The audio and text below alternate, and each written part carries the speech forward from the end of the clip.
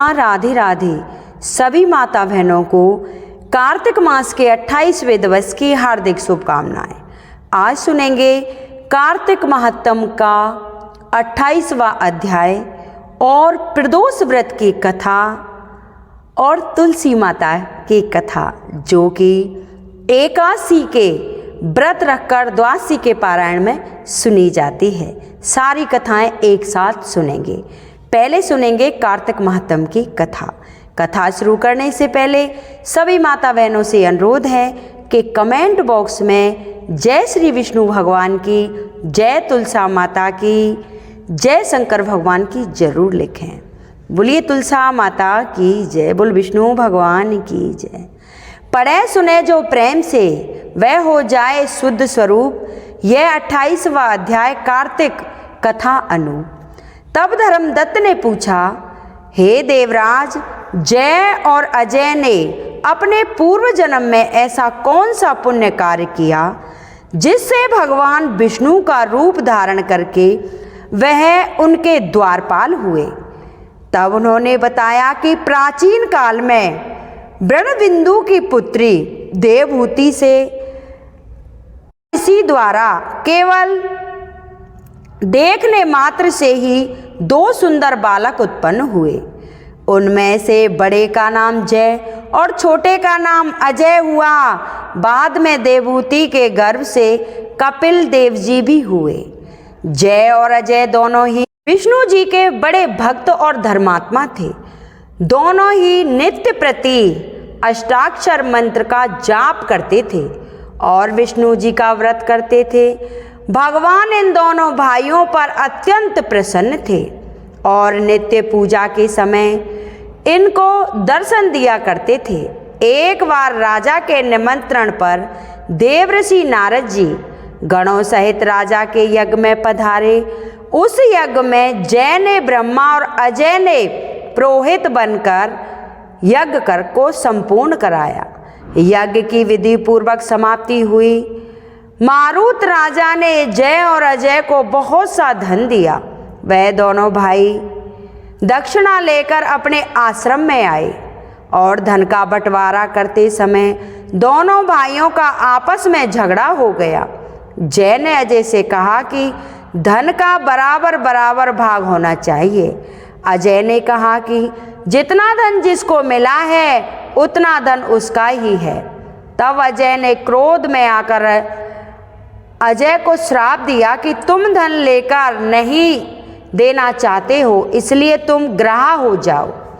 अजय ने जय को दिया श्राप स्वीकार कर लिया और जय को श्राप दिया कि तू अभिमानी है, इसलिए हाथी हो जा। जब नियम पूर्वक दोनों की पूजा के समय भगवान उनको दर्शन देने के लिए आए तो दोनों ने भगवान से श्राप मोचन का उपाय पूछा। दोनों ने प्रभु से कहा, हे देव, हम दोनों आपके भक्त हैं, मगर हम हाथी व ग्राह की योनि में कैसे होंगे? हे कृपा सागर, श्राप से हमारा उद्धार कीजिए। तब भगवान विष्णु ने कहा, मेरे भक्तों की वाणी कभी असत्य नहीं होती। यमराज भी इनको अन्यथा नहीं कर सकते। पूर्व काल में मुझे भक्तराज प्रहलाद के कहने पर स्तंभ से प्रकट होना पड़ा था और राजा अम्बरीश के कहने पर 10 अवतार लेने पड़े थे। अतः तुम दोनों अपने श्रापों को भोग कर मेरे लोक को प्राप्त होगे। इतना कहकर विष्णु जी अंतर्ध्यान हो गए। फिर वह गंडकी नदी के किनारे मगर हाथी हुए। पूर्व जन्म का स्मरण रहने के कारण वे इस योनि में श्री भगवान विष्णु का व्रत नियम से किया करते थे। एक दिन कार्तिक मास की पूर्णमासी को वह हाथी स्नान करने को गंडकी नदी में गया। तब पिछले जन्म का श्राप स्मरण करके मगर ने हाथी का पांव पकड़ लिया तो हाथी ने भी विष्णु का स्मरण किया। फिर क्या था, तुरंत ही शंकर चक्र गदा पद्मधारी भगवान ने अपने सुदर्शन चक्र द्वारा उन दोनों को अपने जैसा स्वरूप देकर उसे बैकुंठ में ले गए। उसी दिन से उस स्थान का नाम हरि क्षेत्र प्रसिद्ध है। चक्र के आघात से वहाँ के पत्थरों में भी चिन्ह बने हुए हैं। वे दोनों जय और अजय के नाम से आज तक संसार में प्रसिद्ध हैं। हे प्रिय, आपने विष्णु के द्वारपालों के संबंध में जो प्रश्न किया था उसका वृतांत उत्तर मैंने दे दिया है। इसलिए हे ध्वज, तुम भी ईर्षा और द्वेष का त्याग कर नित्य भगवान विष्णु का व्रत करो। जगत के प्रति जीव को समृद्धि सृष्टि से देखना हो। तुला मकर में मेष की संक्रांति में नित्य प्रातः स्नान किया करो। तुलसी वन की रक्षा किया करो। एकादशी का व्रत किया करो। गौ ब्राह्मण वैष्णवों की सेवा किया करो। हर समय तैयार रहा करो। व्रत करने वाले को मसूर की दाल और बैंगन के साग को कदापि प्रयोग में नहीं लाना चाहिए। हे धर्मदत्त, ऐसा करने पर तुम शरीर त्याग कर हम लोगों के समान गति पाओगे। भगवान विष्णु को प्रसन्न करने वाले इस व्रत के समान फल देने वाला तीर्थ, दान और यज्ञ दूसरा कोई नहीं है। हे प्रिय, तुम धन्य हो, क्योंकि तुमने विष्णु को प्रसन्न करने वाला व्रत किया है, जिसका आधा फल तुमने कलहा को दिया है। उसके बाद हम कलहा को वैकुंठ में ले जा रहे हैं। जब नारद ने कहा, हे राजन, इस प्रकार धर्मदत्त को विष्णु भक्ति का उपदेश देकर कलहा को साथ लेकर विष्णु के पार्षद वैकुंठ को चले गए और धर्मदत्त भी उनके आदेश अनुसार विष्णु के व्रत में तल्लीन हो गया। जब उसका देहांत हुआ तो वह अपनी स्त्रियों के साथ विष्णु लोक गया। हे राजन, कोई भी प्राणी जो प्राचीन काल में भगवान के इस इतिहास को कहता है और सुनता है, वह अंत में विष्णु लोक को प्राप्त होता है। बोलिए विष्णु भगवान की जय। बोलिए तुलसा माता की जय। अब सुनेंगे तुलसी माता की कथा, जो द्वादशी के पारायण में सुनी जाती है। कार्तिक माह के शुक्ल पक्ष की द्वादशी तिथि है। जिस श्री विष्णु भगत ने एकादशी का व्रत रखा है, उन भक्तों के लिए प्रस्तुत है तुलसी माता की कथा। एकादशी का व्रत रखने वालों को द्वादशी के दिन व्रत का पारायण करने से पहले तुलसी माता की कथा अवश्य सुननी चाहिए, जिसे हमें भगवान विष्णु की कृपा प्राप्त होती है और हमारा व्रत भली भांति पूरा होता है। तो शुरू करते हैं तुलसी माता की कथा। बोलो तुलसी माता की जय हो। आज जो मैं आपको कथा सुनाने जा रही हूँ, यह कथा शिव महापुराण के अनुसार शंखचूर्ण और तुलसी के नाम से सुनी जाती है और श्रीमद् भागवत पुराण के अनुसार यह वृंदा और जालिंदर के नाम से सुनी जाती है। तो आज आपने सुनेंगे संपूर्ण कथा। बोलो श्री हरि विष्णु की जय। प्राचीन काल में राक्षसों का राजा दंभ हुआ करता था, जो कि एक महान विष्णु भक्त था।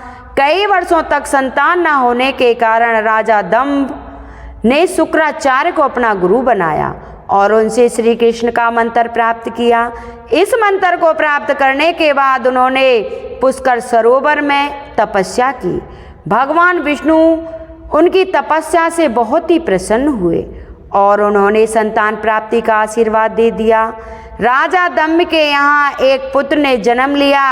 उस पुत्र का नाम रखा गया शंखचूर्ण। बड़े होकर शंखचूर्ण ने ब्रह्मा जी को प्रसन्न करने के लिए पुष्कर में घोर तपस्या की।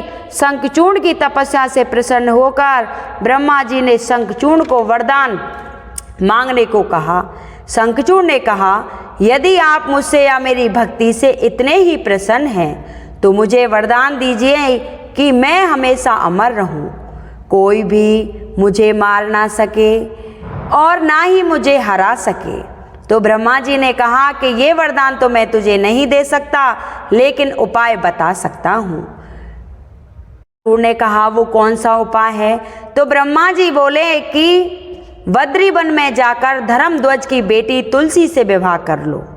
इस समय तपस्या कर रही है। अगर तुम्हारा विवाह तुलसी से होता है तो तुम्हें कोई नहीं मार सकता, क्योंकि उसका सतीत्व अखंड होगा। इसी वजह से तुम्हारा कोई भी बाल बांका नहीं कर पाएगा। इस तरह का वरदान पाकर शंखचूर्ण बहुत ही प्रसन्न हुआ। उधर श्रेणी मुनि की पुत्री तुलसी बहुत सुंदर थी। उसकी इच्छा थी कि उसका विवाह भगवान नारायण के साथ हो।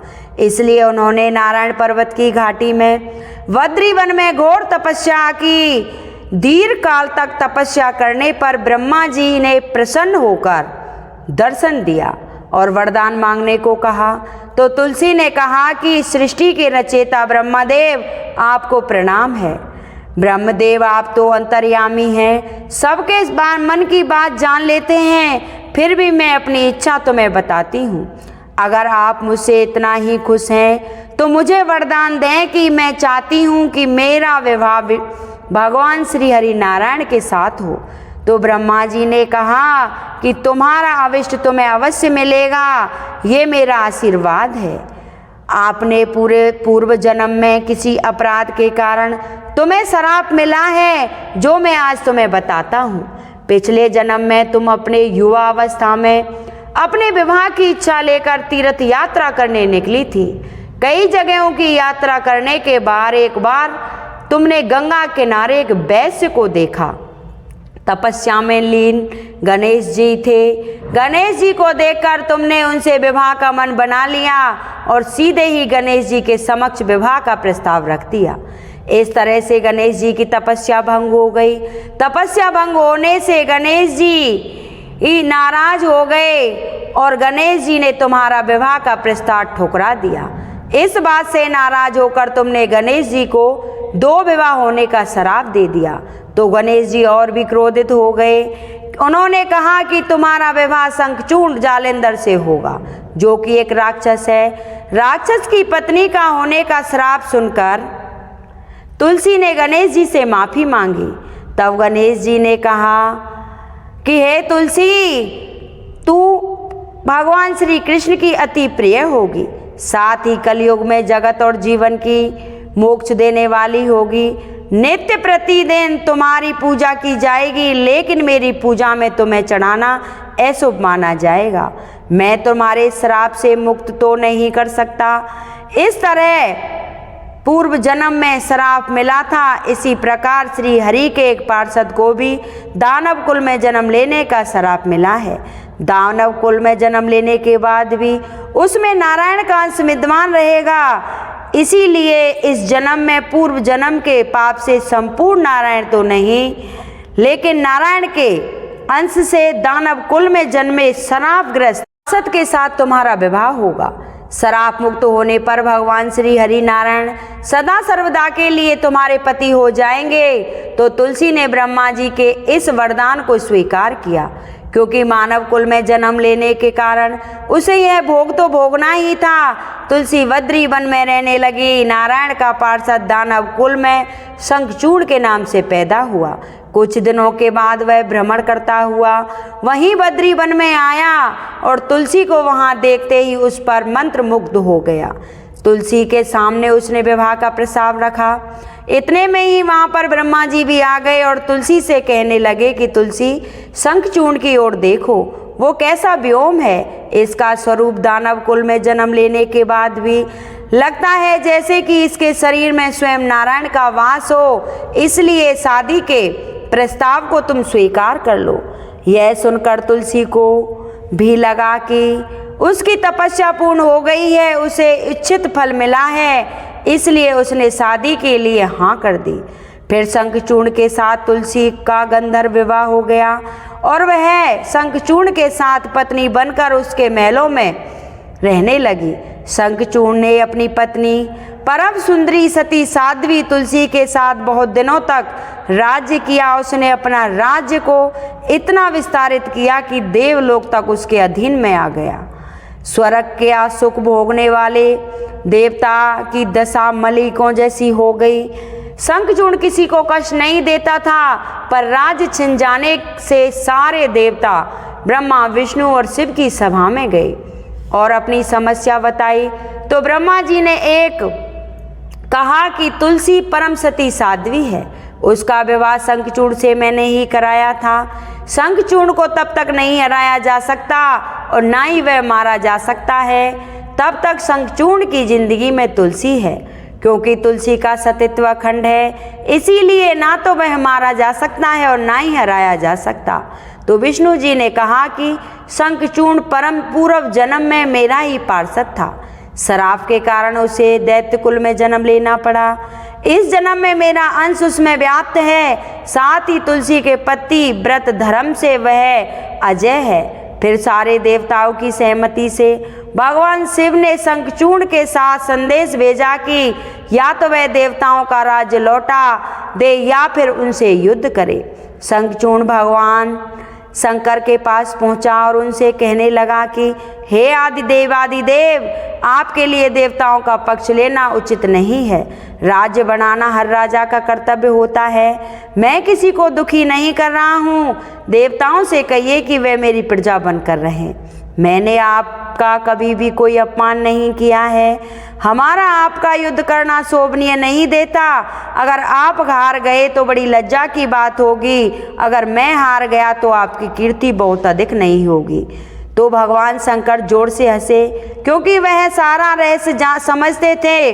तुलसी और शंखचूर्ण की शराब की अवधि लगभग पूर्ण हो चुकी थी। भगवान शंकर हंसकर बोले कि मैं कहने लगे कि इसमें कीर्ति और लज्जा की बात नहीं है।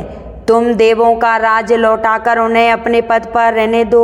युद्ध से बचने का यही एक उपाय है और मेरी बात मान लो। तो शंखचूर्ण ने कहा कि मैंने युद्ध के बल से देवलोक को जीता है, उसे कोई युद्ध द्वारा ही वापस ले सकता है। ये मेरा भी अंतिम उत्तर है। अब मैं जा रहा हूँ। ऐसा कहकर शंखचूर्ण वहाँ से चला गया। उसने अपनी पत्नी को सारी बात सुनाई और कहा कि कर्म भोग सब काल सूत्र में बंधा हुआ है। जीवन में हर्ष शोक सुख दुख मंगल अमंगल काल चक्र के अधीन है। हमको केवल निमित्त मात्र है। हो सकता है कि भगवान शिव देवताओं का पक्ष लेकर मुझसे युद्ध करें। तुम चिंता मत करना, तुम्हारा सतीत्व तेज ही मेरी रक्षा करेगा।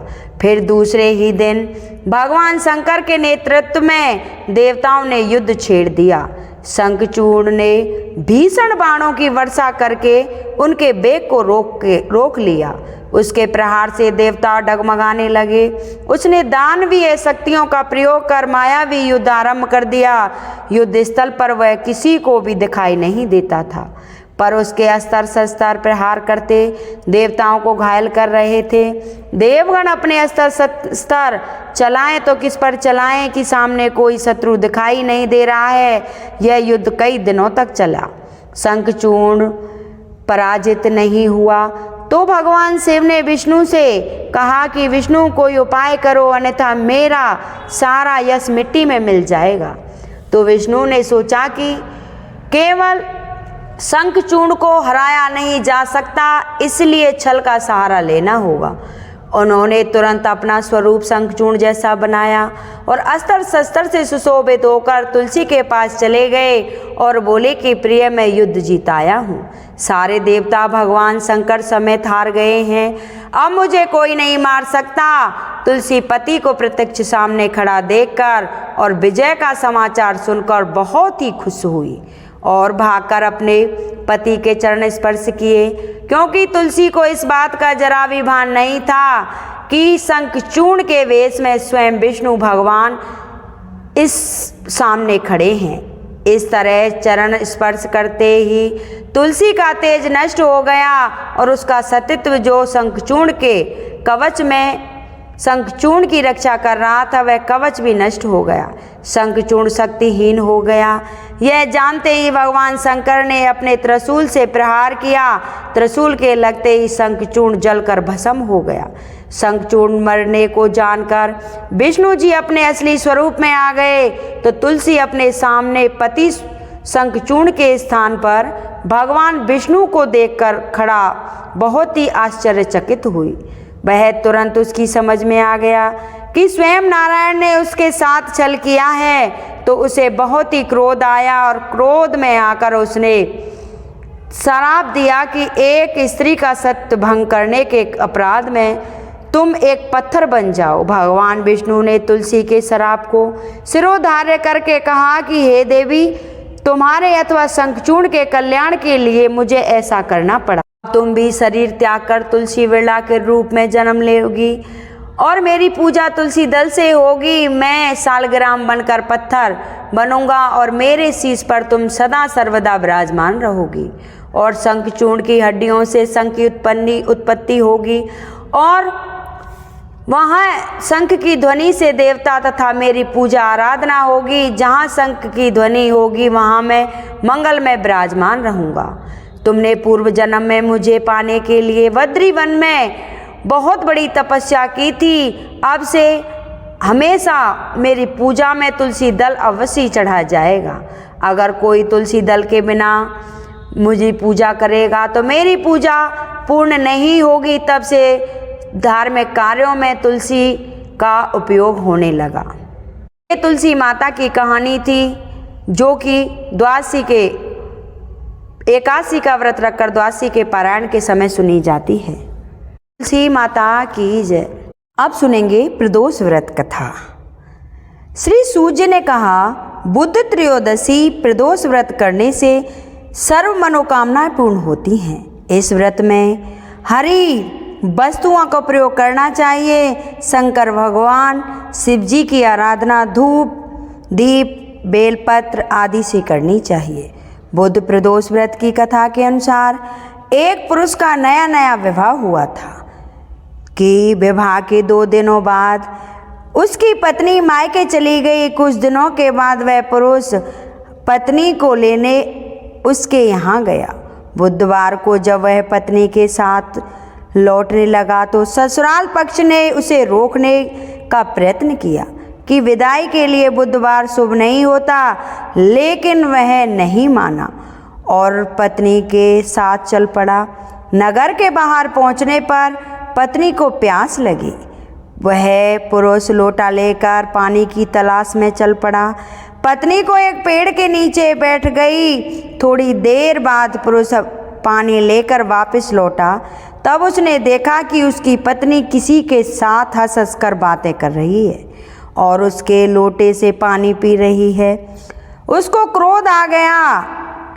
वह निकट पहुंचा तो उसके आश्चर्य का ठिकाना ना रहा, क्योंकि उस आदमी की सूरत उसी की भांति थी। पत्नी भी सोच में पड़ गई कि दोनों पुरुष झगड़ने लगे। भीड़ इकट्ठी हो गई। सिपाही आ गए। हम सकल आदमियों को देख वे भी आश्चर्य में पड़ गए। उन्होंने स्त्री से पूछा कि उसका पति कौन है। वह कर्तव्यहीन मूढ़ बुद्धि हो गई। तब वह पुरुष शंकर भगवान से प्रार्थना करने लगा कि हे भगवान, हमारी रक्षा करें। मुझसे बड़ी भूल हुई है कि मैंने सास ससुर की बात नहीं मानी और बुधवार को पत्नी को विदा करा लिया है। मैं भविष्य में ऐसा कदापि नहीं करूँगा। जैसे ही उसकी प्रार्थना पूरी हुई, दूसरा पुरुष वहाँ से अंतर्ध्यान हो गया। पति पत्नी सकुशल अपने घर पहुँच गई। उस दिन के बाद वे पति पत्नी नियम पूर्वक बुध त्रयोदशी प्रदोष का व्रत रखने लगे।